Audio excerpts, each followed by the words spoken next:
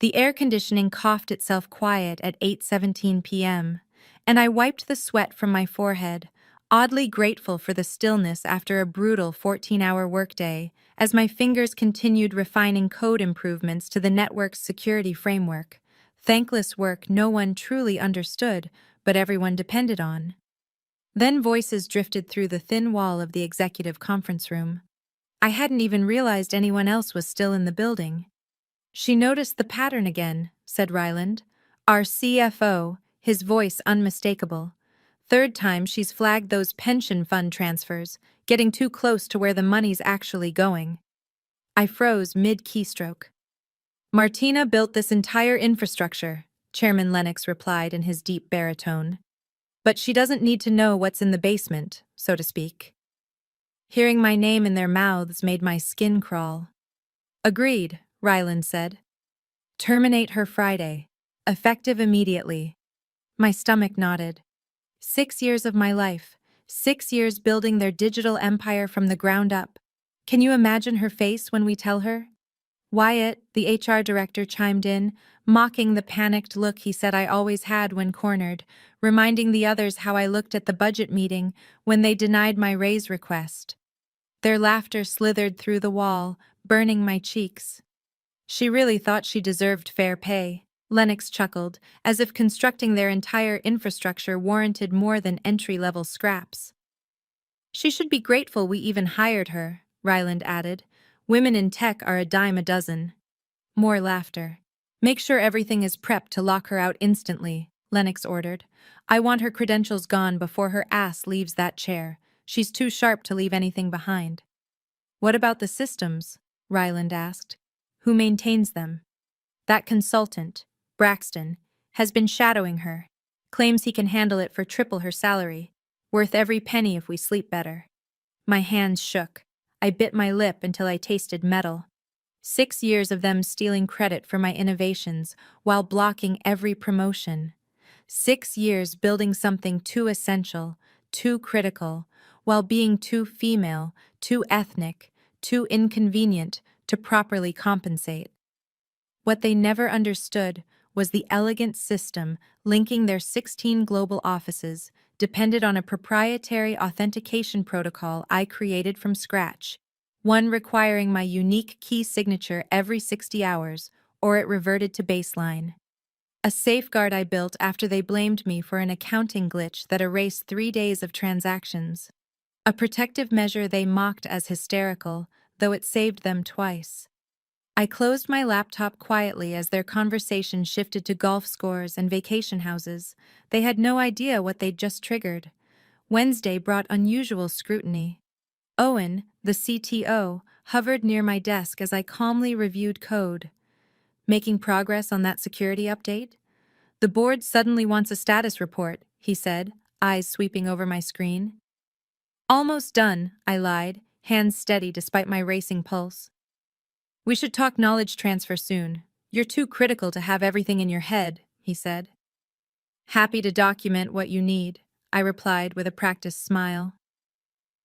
That night, I returned to an empty office. I didn't sabotage anything. Too obvious, too traceable.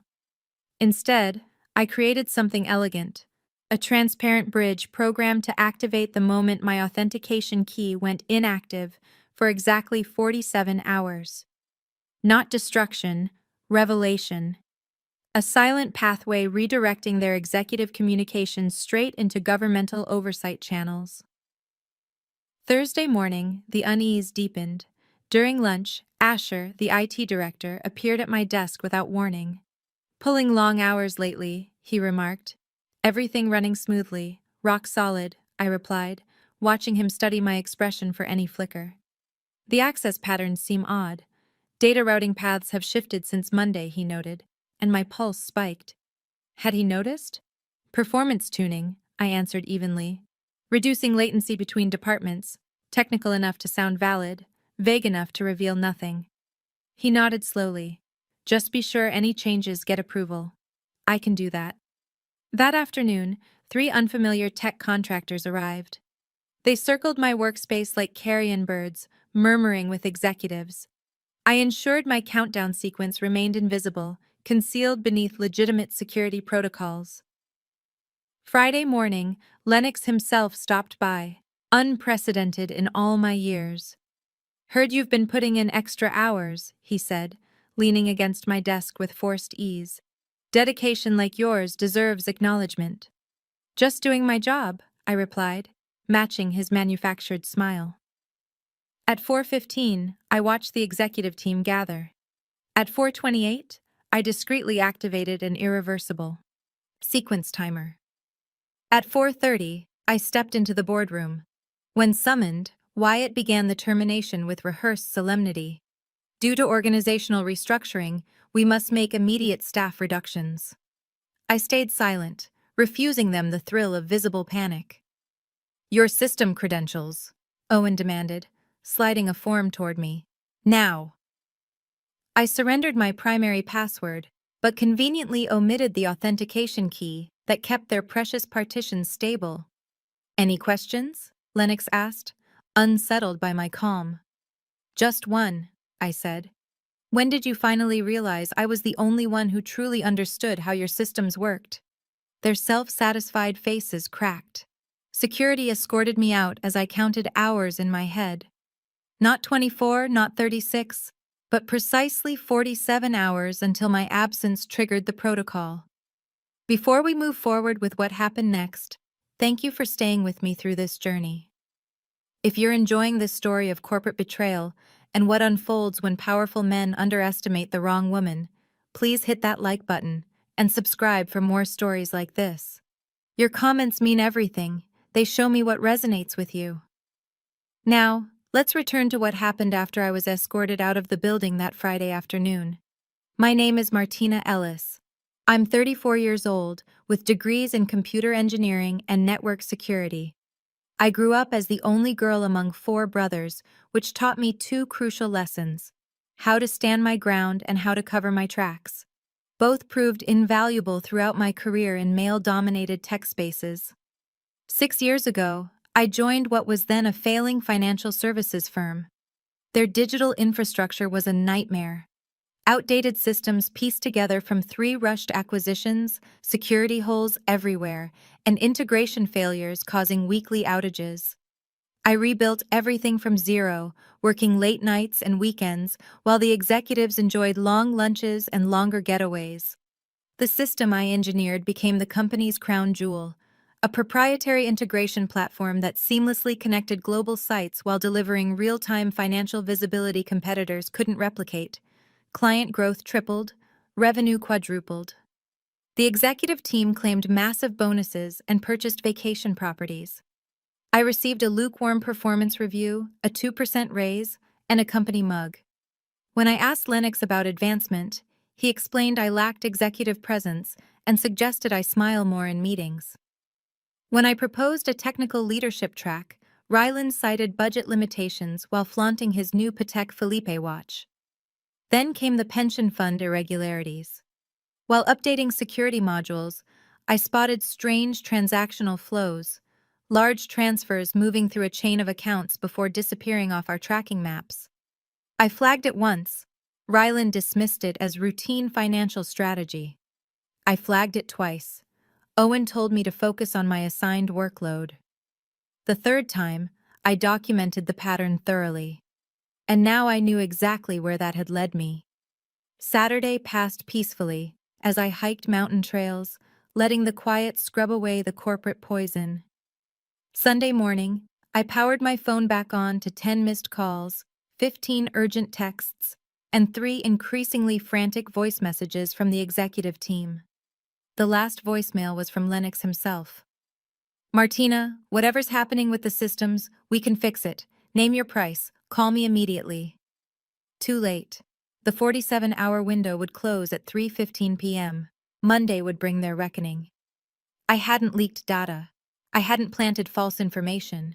I'd simply removed the artificial walls I'd built, allowing their own words, their own corruption, their own schemes to flow straight into regulatory oversight channels. By Monday's opening bell, Senior executives would be facing federal investigators over the $220 million in diverted pension funds they'd concealed. By noon, trading would freeze entirely, as their internal messages, detailing precisely how they doctored financial statements, poured straight into the SEC's hands. The system wasn't malfunctioning. It was finally operating exactly as justice intended. At 2:30 p.m. Sunday, Ryland appeared at my apartment door, something I never imagined would happen. "How did you find me?" I asked, making no move to invite him inside. "Please," he said, desperation replacing his usual arrogance. "The systems are acting strangely. Authentication failures, bizarre routing patterns. Braxton can't make sense of it." I leaned against the doorframe. "That's unfortunate. We'll double your salary, triple it. Just come fix whatever's happening." Outside, storm clouds thickened, mirroring my mood. "You fired me, remember? With a security escort." "A misunderstanding," he insisted, sweat gathering at his temples. "Lennox spoke too quickly. We need you." For a brief moment, I almost felt pity. Almost. "It's too late," I said evenly. His expression hardened. "What did you do to our systems?" "Nothing they weren't designed to do." Ryland's face shifted from pleading to menacing. "You don't understand what you're playing with. This goes higher than you realize." "I understand perfectly," I replied. "I built every byte of that system." "Listen carefully," he said, lowering his voice. "There are people invested in our operation who don't appreciate disturbances. People who can make someone like you disappear without questions." The implication hung between us, cold and sharp. "Are you threatening me, Ryland?" I asked quietly. He straightened his expensive jacket. "I'm giving you one last chance to save yourself. Come in now, undo whatever you started, and we can pretend none of this happened." "I'd need full system access," I said, watching him closely. Relief washed over him. "Absolutely, full admin rights. Anything." I pretended to think it over. "I'll need time to gather my things." "No time," he snapped. "Cars waiting downstairs." I grabbed my bag, intentionally leaving my laptop behind. As we descended in the elevator, Ryland made 3 frantic calls, telling each person I was cooperating. The black SUV downstairs had tinted windows and a driver who never turned to acknowledge us. "The board's assembled," Ryland muttered as we drove. "Everyone's waiting on a Sunday afternoon." "I'm honored," I said. He didn't answer, too busy pounding at his phone screen. When we reached the gleaming office tower, Braxton met us at the elevator, a man I'd only seen shadowing me the past month. Tall, conventionally handsome, with the overconfidence of average men who think they're exceptional. "Thank God," he breathed when he saw me. "The routing tables are rewriting themselves. Authentication protocols are collapsing. Everything's imploding." I nodded once. "Show me." The executive boardroom had transformed into a command center, laptops sprawled across the polished table, cables looping across the floor. Lennox paced while shouting into his phone. Owen hovered over 3 IT staffers who looked ready to break down. Everyone fell silent the moment I walked in. "Martina," Lennox said, relief thick in his voice. "Thank you for coming. Whatever's happening, we'll fix it." I checked my watch. 3:07 p.m. 8 minutes until the authentication key needed renewal, a deadline they didn't even know existed. "Let me see," I said, settling into a chair. They granted me access to a workstation. I typed slowly, reviewing diagnostics while the executives crowded behind me. The protocols were operating exactly as I built them, counting down to the moment the barriers dissolved. "Well?" Owen demanded after 3 tense minutes. "What's wrong with it?" "Nothing," I replied calmly. "The system is doing exactly what it was designed to do." "Then why is everything failing?" Braxton asked, leaning toward my screen. "It's not failing. It's returning to its natural state." Lennox stepped forward. "What does that mean? Speak plainly." I checked my watch again. 3:12 p.m. It means that in about 3 minutes, all executive-level communications will begin routing externally as well as internally. The room went dead quiet. What communications? Ryland asked, his voice suddenly hoarse. All of them. Every email, message, and voice transcript from the executive suite for the past 6 months. I rose from the chair, including discussions about pension fund diversion. Lennox's complexion drained. You can't. I already did, I interrupted. The authentication protocol requires my key signature every 60 hours.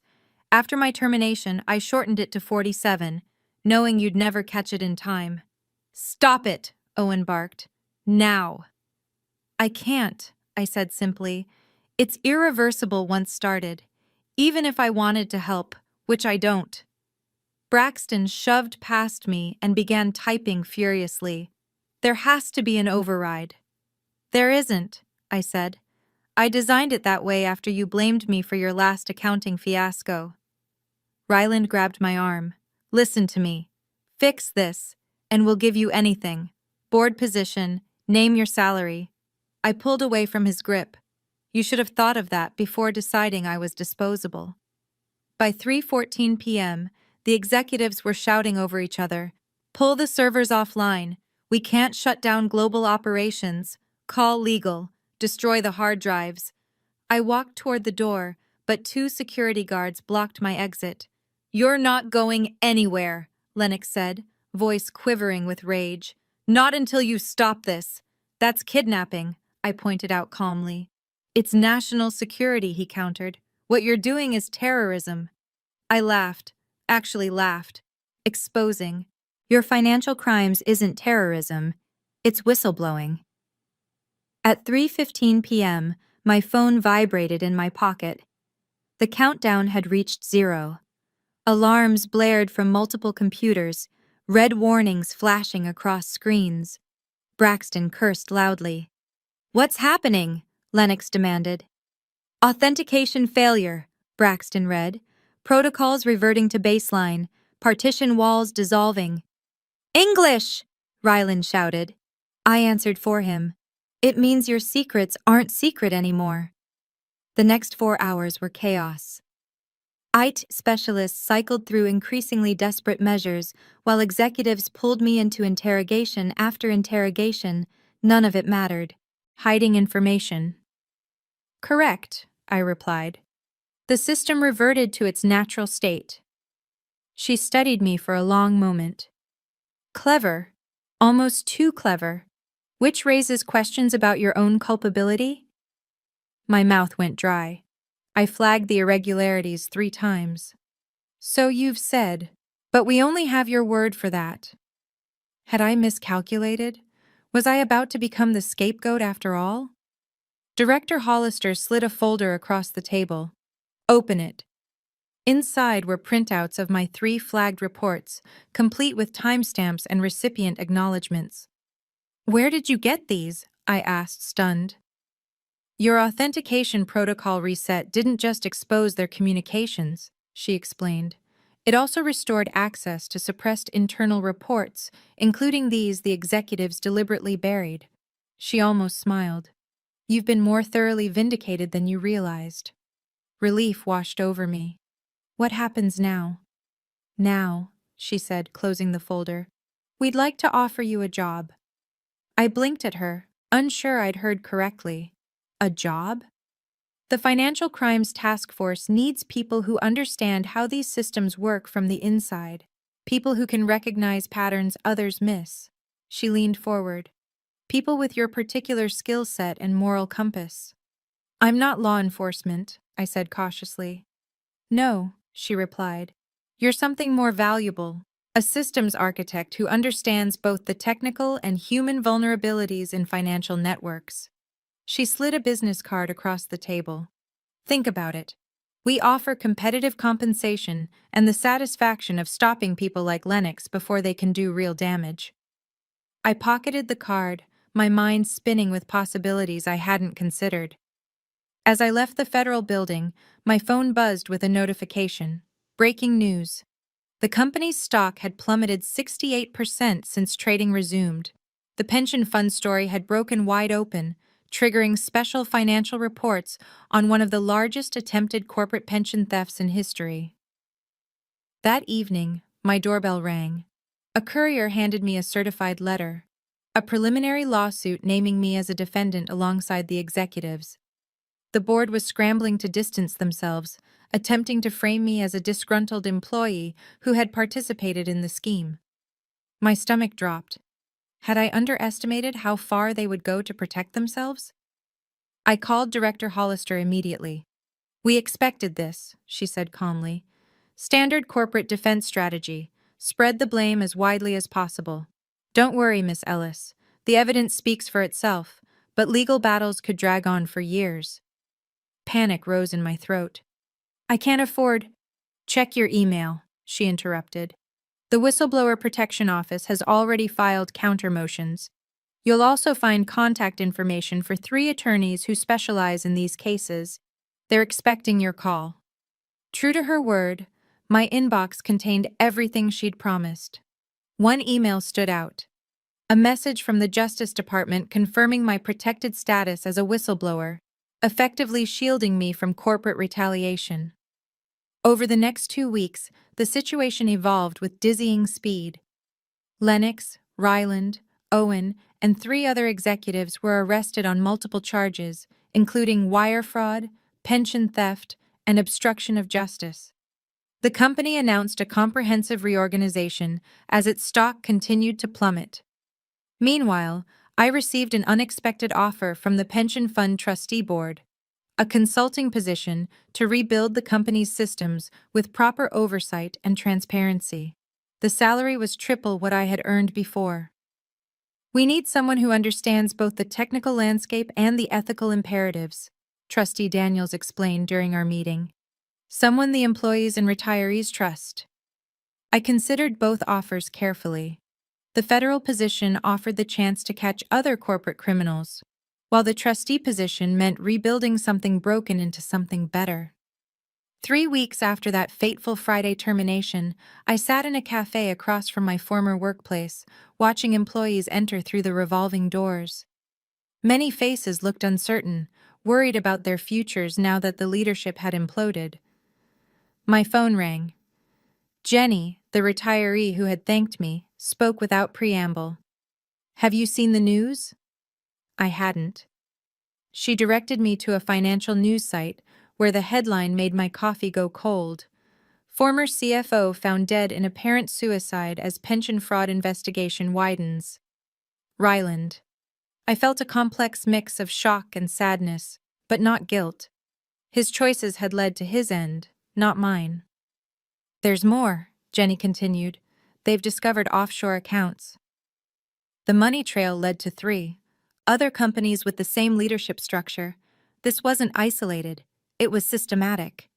The investigation had expanded beyond anything I could have imagined.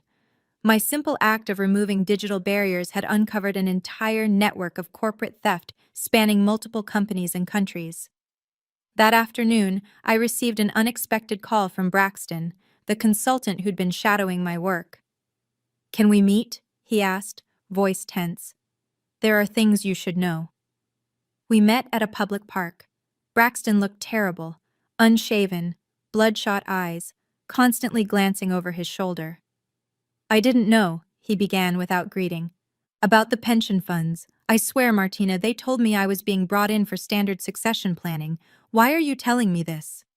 He swallowed hard. "Because last night, 2 men came to my apartment asking questions about you, about what you might have seen beyond the pension accounts." A chill ran through me. "What men?" "They didn't introduce themselves," he said bitterly, "but they knew details about the system architecture that weren't public. They were professional. Scary professional." "What did you tell them?" "That I knew nothing, which is the truth." He leaned closer. "Martina, this isn't just about corporate fraud anymore. The government contracts, the overseas connections. I think you've stumbled onto something much bigger." I contacted Director Hollister immediately after leaving Braxton.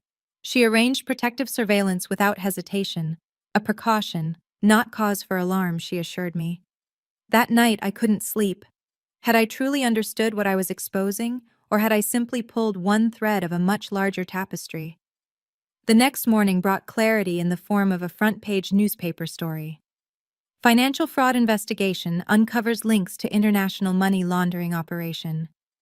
The article detailed how my whistleblowing had inadvertently exposed connections between the pension fraud and a sophisticated global network moving billions through shell companies. Senior government officials in 2 countries had already resigned, and financial regulators worldwide were launching coordinated investigations.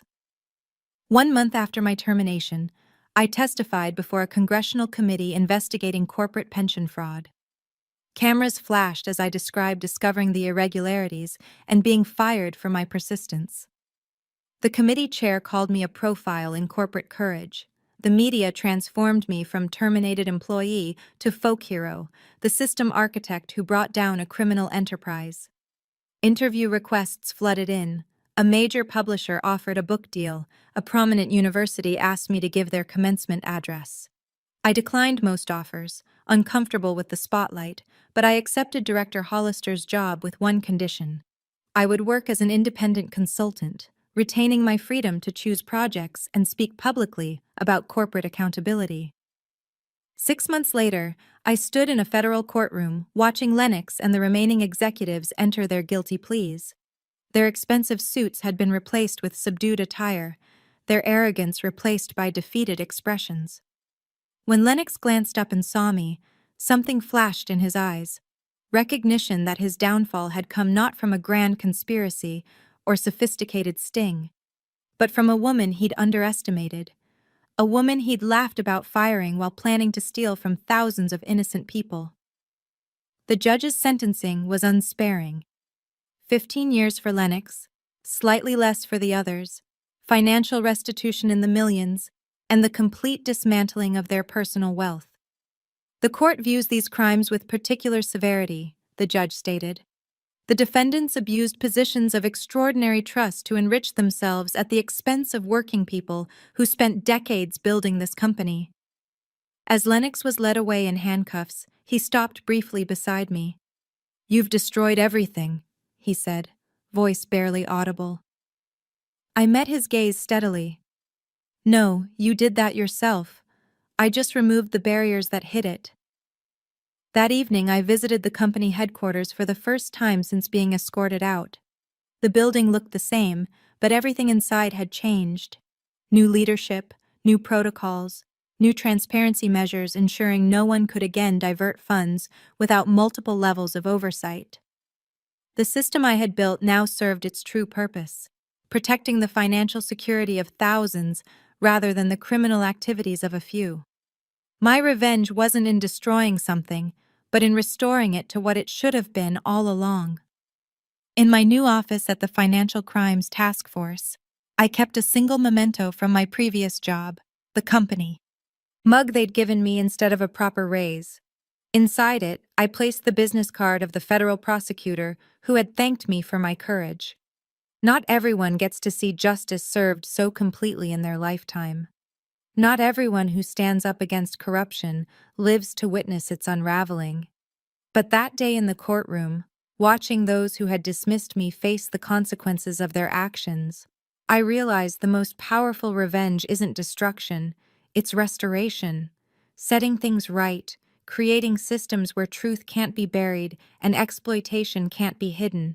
If you've ever been underestimated, overlooked, or pushed aside by those who thought their power made them untouchable, I hope my story gives you strength. Sometimes justice requires simply removing the artificial barriers that hide the truth. If you found value in this journey, please hit that like button and subscribe for more stories of corporate accountability. Your comments mean everything. They remind us all that speaking truth to power matters, even when the cost seems too high. Remember, the most dangerous person in any room isn't the one with the most authority. It's the one with the most integrity.